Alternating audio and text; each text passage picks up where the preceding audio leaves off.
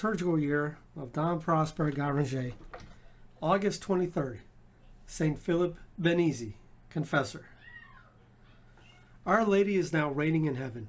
Her triumph over death cost her no labor, and yet it was through suffering that she, like Jesus, entered into her glory. We too cannot attain eternal happiness otherwise than did the Son and the Mother. Let us keep in mind the sweet joys we have been tasting during the past week, but let us not forget that our own journey to heaven is not yet completed. Why stand ye looking up into heaven, said the angels to the disciples on Ascension Day, in the name of the Lord who had gone up in a cloud. For the disciples who had for an instant beheld the threshold of heaven could not resign themselves to turn their eyes once more down to this valley of exile. Mary, in her turn, sends us a message today from the bright land whither we are to follow her, and where we shall surround her.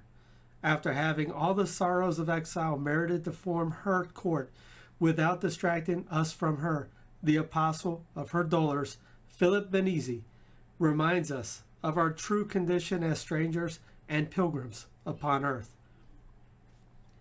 Combats without fears within, such for the most part was Philip's life, and it was also the history of his native city Florence, of Italy too, and indeed of the whole Christian world in the 13th century.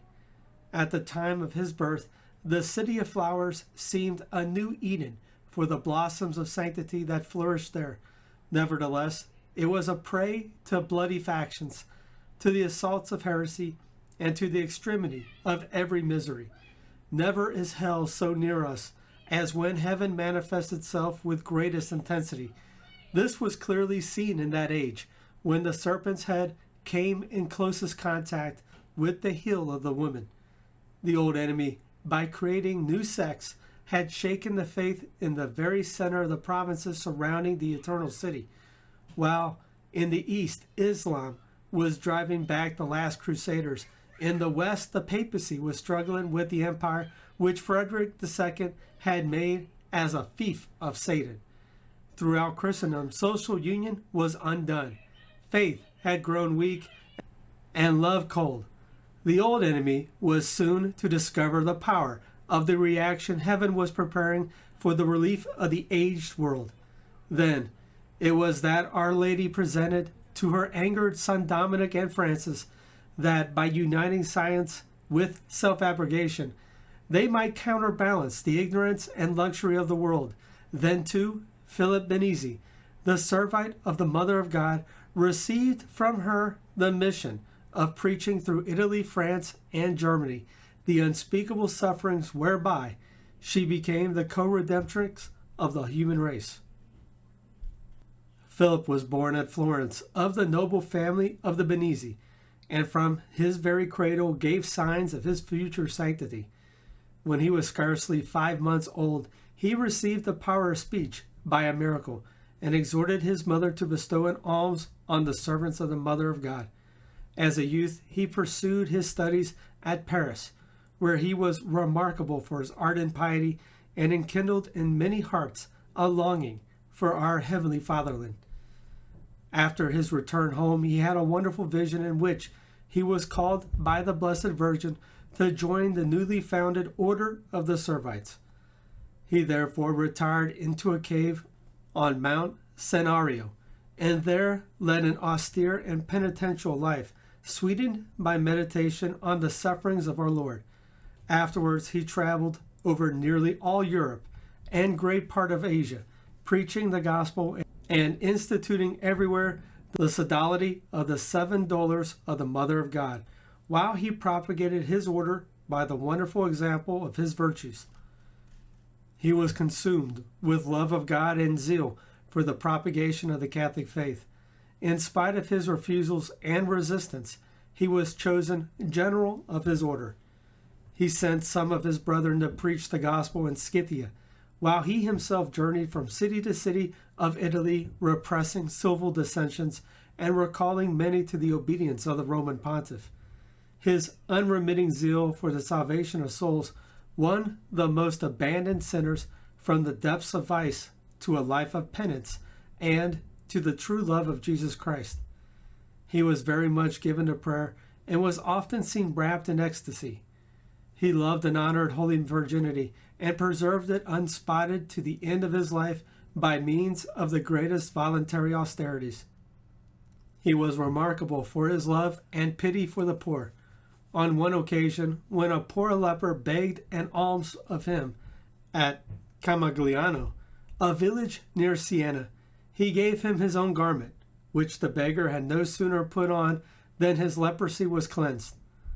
The fame of this miracle having spread far and wide, some of the cardinals who were assembled at Viterbo for the election of the successor to Clement IV, then lately dead, thought of choosing Philip, as they were aware of his heavenly prudence. On learning this, the man of God, fearing lest he should be forced to take upon himself the pastoral office, hid himself at Monte Amiata until after the election of Gregory X. By his prayers he obtained for the baths of that place, which still bears his name, the virtue of healing the sick. At length, in the year 1285, he died a most holy death at Todi, while in the act of kissing the image of the crucified Lord, which he used to call his book. The blind and lame were healed at his tomb, and the dead were brought back to life. His name having become illustrious by these and many other miracles, Pope Clement X enrolled him among the saints. Philip, draw near and join thyself to this chariot. When the world was smiling on thy youth and offering thee renown and pleasures, thou didst receive this invitation from Mary. She was seated in a golden chariot, which signified the religious life. A mourning mantle wrapped her round. A dove was fluttering about her head. A lion and a lamb were drawing her chariot over a precipice, from whose depths were heard the groans of hell. It was a prophetic vision. Thou wast to traverse the earth accompanied by the Mother of Sorrows, and this world which hell had already everywhere undermined was to have no danger for thee, for gentleness and strength were to be thy guides, and simplicity thy inspire. Blessed are the meek, for they shall possess the land. But this gentle virtue was to avail thee chiefly against heaven itself, heaven which wrestles with the mighty, and which had in store for thee the terrible trial of an utter abandonment, such as had made even the God-man tremble. After years of prayer and labor and heroic devotedness, for thy reward thou wast apparently rejected by God and disowned by the Church, while imminent ruin threatened all those whom Mary had confided to thee. In spite of her promises, the existence of thy sons, the Servites, was assailed by no less an authority than that of two general councils, whose resolutions the Vicar of Christ had determined to confirm. Our Lady gave thee to drink of the chalice of her sufferings. Thou didst not live to see the triumph of a cause which was hers as well as thine. But as the ancient patriarchs saluted from afar the accomplishment of the promises, so death could not shake thy calm and resigned confidence.